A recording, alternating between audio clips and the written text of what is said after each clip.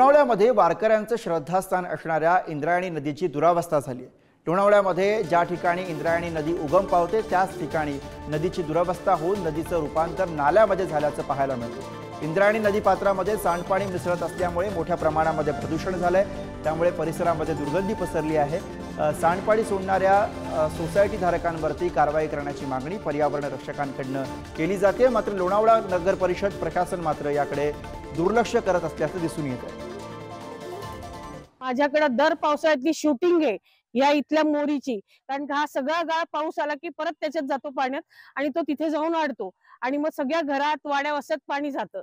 मग ह्याला काय सरकारचा निधी जातो कुठे? काय पूर्ण दरवर्षी व्यवस्थित साफ करायला नको का? दरवर्षी आपलं वरचं पानं काढायची, बाजूला सरकून ठेवायची, निधी जातो कुठे? पावसाळ्यात इथल्या राहणाऱ्या नागरिकांना एवढा त्रास होतो की त्यांना ते पाणी घरात जातं। घरात गेल्यानंतर तिथं कोणती महामारी होईल त्याचं कोण म्हणजे हे घेणार आहे, जबाबदारी कोण घेणार आहे? की एवढं ते सांडपाणी साचलंय, ड्रेनेज फुटलंय, त्या पाण्यामध्ये ते मिक्स होतंय। परत तिथलं जे साफ करणारे लोक पण असं साफ करतात, आता तुम्ही ते बघताच आहे, पाठीमागचे ते वरवरचं साफ केलेलं आहे, तो कचरा बाजूला टाकताय आणि तो कचराही इथनं उचलून घेऊन जात नाहीये। त्यामुळे माझी सरकारला अशी विनंती आहे की याच्यावर ऍक्शन घेण्यात यावी।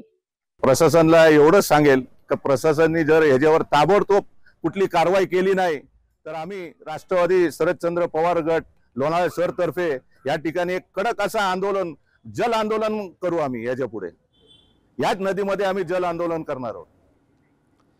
तर लोकांच्या काही प्रतिक्रिया आपण बघितल्या आणि थेट जाऊयात। प्रतिनिधी सागर शिंदे सध्या आपल्या सोबत आहेत। सागर, वारकऱ्यांचं श्रद्धास्थान म्हणून अर्थातच आपण सगळे इंद्रायणीकडे बघतो आणि त्या इंद्रायणी नदीची ही अवस्था आता समोर आहे।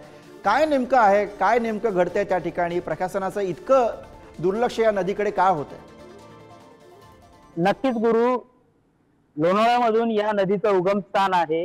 इंद्रायणी नदी ही वारकऱ्यांचं श्रद्धास्थान असलेली नदी आहे, पण या ठिकाणी आपण जर याची अवस्था पाहिली तर या ठिकाणी अत्यंत बिकट अशी अवस्था आहे। ही नदी म्हणावी का नाला म्हणावा हेच कळून येत नाही, कारण की हीच नदी पुढे जाऊन देहू आळंदी या ठिकाणी जाते व त्या ठिकाणी श्रद्धेच्या भावनेने अनेक जण वारकरी या नदीची पूजा करतात, त्या ठिकाणी पवित्र अशी मानतात त्या नदीला। पण हीच नदी या लोणावळ्यामधून म्हणजे लोणावळ्याच्या कुरवंडे या ठिकाणावर नदी निघते, पण याच ठिकाणी ही नदी जर अशी घाण असेल, गटारीचं पाणी याच्यामध्ये जात असेल, अनेक ड्रेनेज या ठिकाणी फुटलेले आहेत, पण या ठिकाणी प्रशासन मात्र डोळ्यावर पट्टी बांधून या ठिकाणी हे सगळं पाहत असलेलं नागरिकांचं या ठिकाणी म्हणणं आहे।